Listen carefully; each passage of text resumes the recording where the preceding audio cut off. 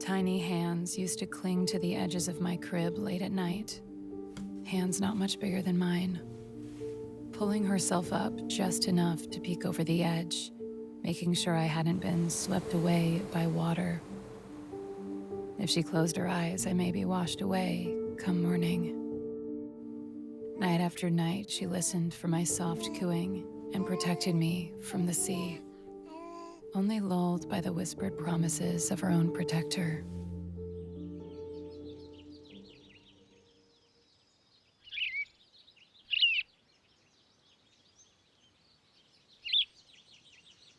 There was no lack of birdsong to cue any danger. I had painted my nails red on the porch underneath the oak tree, the same place I used to watch her pack her bags and promise she would never return. I believed her every time.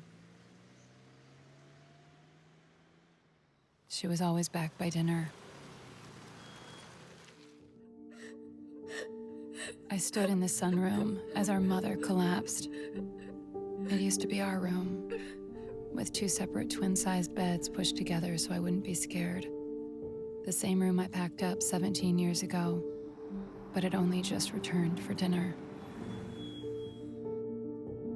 I watched as she embodied what my sister had just lost, curled up, heaving in the fetal position. I looked out the windows for answers as the walls turned into a steady ringing. It was a beautiful sunny day. I held her.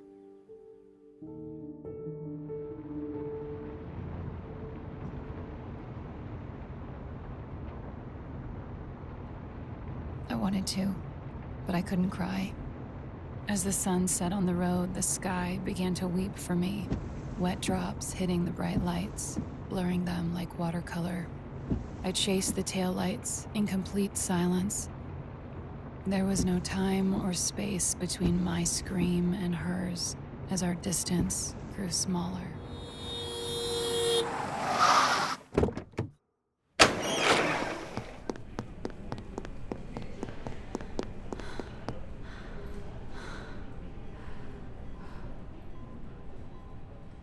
She had become a mother, only there was no cry or coo.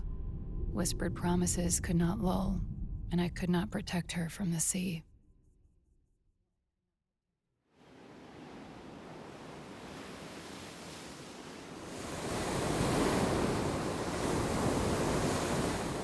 Take me instead, I pleaded silently. But there was no negotiation to be had. I watched as my sister kissed her small forehead for the last time and submit to the waters. I couldn't protect her. But maybe she never needed to be protected from the thing that reflects the changing colors of the sky and leaves treasures in the sand, tossing pearlized shell and soft sea glass in places for only her to find. The thing whose howl will match her cries and hum will let her sleep, unfading, undying, patiently waiting to play. Perhaps she is the sea. She was always the sea.